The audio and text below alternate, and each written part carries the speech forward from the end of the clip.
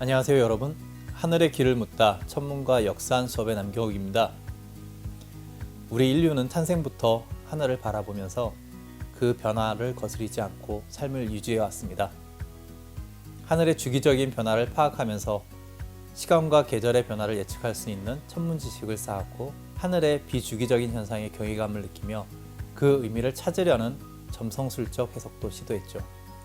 그런 의미에서 우리 선조들이 물려준 천문 기록들과 여러 관측기기 유물들을 통해서 그들이 바라본 하늘의 역사를 되짚어보면 어떨까요? 이번 강의는 하늘을 관측하다입니다.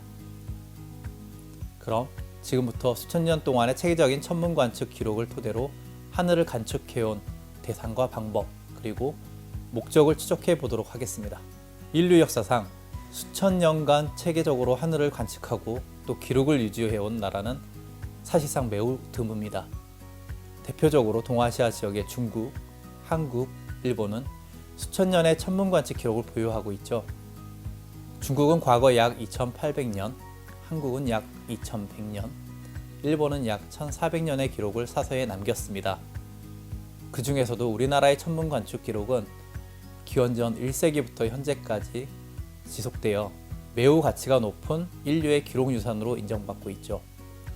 우리나라의 천문 관측 기록은 삼국시대 기원전 57년부터 935년까지 230여 개, 고려시대 918년부터 1392년까지 5000여 개, 그리고 조선시대 1392년부터 1910년까지 무려 2만여 개의 천문 현상이 기록되어 있습니다.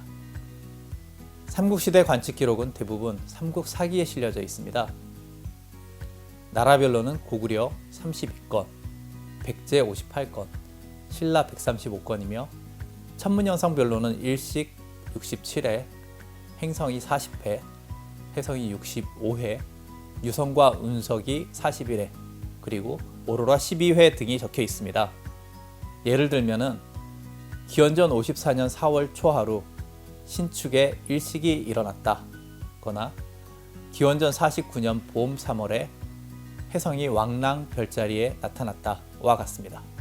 이러한 관측 기록을 현대 천문학적으로 분석한 결과 대부분이 삼국 지역에서 실제 일어난 천문 현상과 일치하고, 중국이나 일본의 기록과 비교해 기록의 정확도와 구체성 또한 더 높은 것으로 확인되었습니다. 이는 삼국사기의 역사서로서 과학적인 방법으로 신빙성을 검증했다는 데 큰 의의를 지닙니다. 고려사 천문지와 오행지에는 일식 138건, 월식 211건, 해성이 76건, 태백성이 168건, 별동비 729건, 태양 흑점 관측이 42건 등 천문 현상이 기록되어 있습니다. 여기서 주목할 만한 기록들이 있는데요. 먼저 태양 흑점 관측 기록입니다. 1151년 3월 2일 개유일에 태양에 흑점이 있었는데 그 크기가 달걀만 했다 와 같이 태양의 흑점을 자두, 달걀, 복숭아, 그리고 배의 크기로 표현했습니다. 고려사에 기록된 흑점 크기의 변화는 약 11년 주기를 가지고 있죠. 이는 현대 태양 흑점 활동 단주기인 11년과 확실히 일치합니다. 놀랍지 않나요? 반면 서양에서는 1611년 갈릴레오가 망원경으로 태양 흑점을 발견하였고 1843년에 와서야 흑점 변화 주기를 밝혔죠. 또한 1073년 8월과 1074년 7월에 나타난 객성 기록도 세계 천문학자들로부터 주목을 받았습니다. 백성이 동벽성의 남쪽에 나타났는데 그 크기가 모가만하였다 라고 기록된 객성이 물병자리의 아르아쿠아리라는 신성이라고 밝혀졌죠. 이처럼 조선시대의 천체 현상은 체계적이면서도 매우 정밀하게 기록되었습니다. 천체 현상을 통상적인 현상과 비상현상으로 나누고 23종으로 분류하였죠. 여기서 일식, 월식, 태양 흑점, 오행성, 유성 등이 통상적인 현상에 포함됩니다. 그리고 항성과 형체가 다른 객성, 한쪽으로 뻗어 있는 해성, 사방으로 빛이 나오는 패성 등은 비상현상으로 보았습니다. 관측 기록 보고서 양식도 매우 상세합니다. 몇 월, 며칠, 몇 시에 어느 별자리 내 어느 별 위에 나타났는데 형체는 어느 별과 같고 또는 크기는 어느 별만 하고 색은 무엇이고 북극에서 몇 도 떨어졌고 몇 시에 어느 쪽으로 졌습니다 라고 하여서 관측 시간, 천체의 위치, 형체, 색깔, 이동 등을 아주 상세하게 기록하도록 규정이 마련되어 있었습니다. 관상감에서 천체 비상현상을 관측한 일지인 선변 축후 단자를 살펴보면 조선시대 관측 기록의 정밀함을 엿볼 수 있습니다. 또한 이처럼 정밀하고 체계적인 천체 현상의 기록을 통해 여러 가지 사실이 밝혀졌습니다. 먼저 1592년부터 1594년까지 관측된 객성이 장주기 미라 병광성이고 1604년에 기록된 객성이 케플러 초신성이라는 사실, 그리고 1607년, 1682년, 1759년에 기록된 해성이 76년 주기의 헨리 해성이라는 것까지 밝혔죠.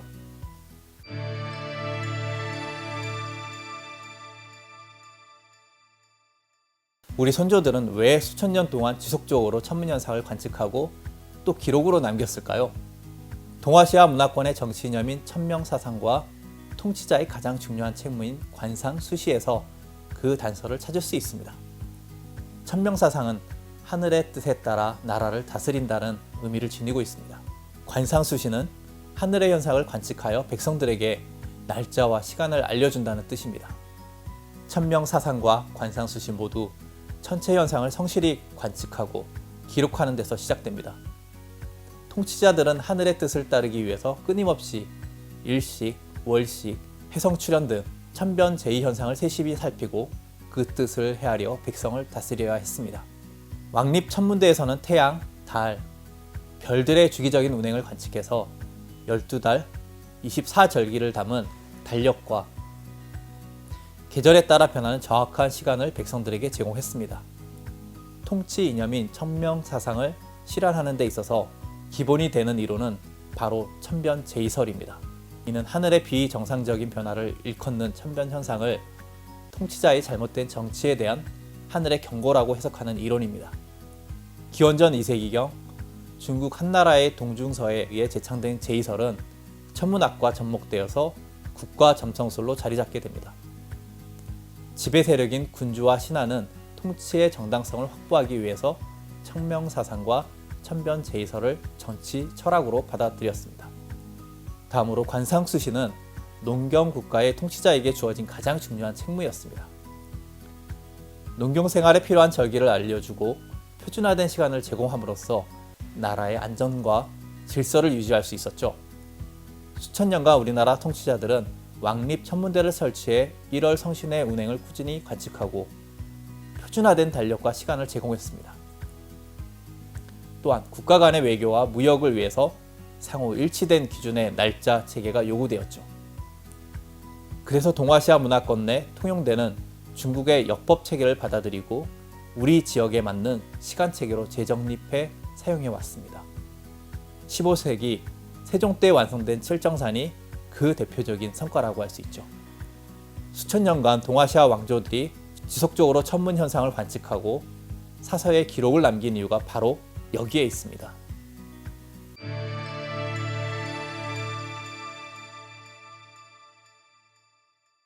관상 수시를 위해 필요한 관측 대상은 태양, 달, 항성 등 주기적으로 일어나는 천체 운행입니다. 태양의 운행 주기를 관측하기 위한 기기가 바로 규표입니다. 태양이 남주하는 시각에 태양 그림자를 측정해서 1년의 길이와 24절기를 파악합니다. 그리고 달 모양의 변화 주기도 측정하죠. 이렇게 태양과 달의 운행 주기를 정밀하게 맞춘 후 달력으로 제작한 것이 바로 우리나라 전통의 태음 태양력입니다. 혼천이, 간이, 소관이 등의 천문 관측 기기로 해 질 때와 해 뜰 때 남주하는 별들을 관측해 24절기와 시간을 검증해냈죠.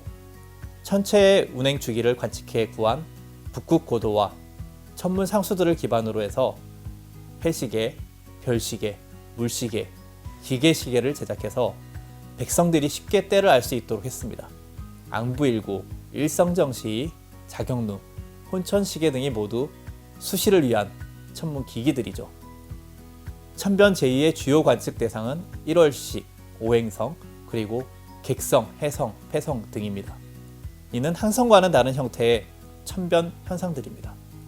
여기서 천변제의 관측을 위해 먼저 수행해야 하는 것은 기준이 되는 28수 별자리 관측입니다. 가니, 소가니, 적도이 등 다양한 천체 관측기기를 활용해 28수 별자리의 별수와 위치를 정밀하게 관측하고 기록해 두었죠. 천산열차 분야지도 천문도에 새겨진 28수 거국 분도가 바로 기준 별자리 28수에 대한 데이터입니다.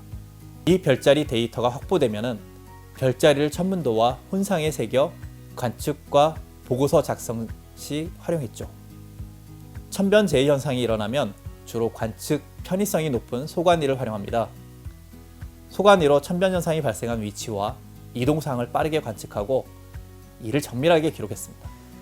예를 들어 조선왕조 실록을 살펴보면 1490년 11월 29일 어젯밤에 혜성이 위성 11도로 옮겨갔는데 북극과의 거리가 76도 반이었으며 빛의 길이는 한 일장 남짓하였습니다.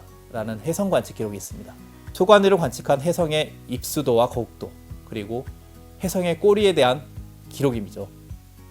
여기서 위성 11도와 북극과의 거리 76도 반은 어떻게 해석되나요? 아주 좋은 질문입니다. 여기서 기록한 위성 11도는 현대 천문학의 적도좌표계 적경 개념으로 28수 별자리 중에서 12번째 별자리인 위성으로부터 11도 떨어져 있음을 뜻합니다.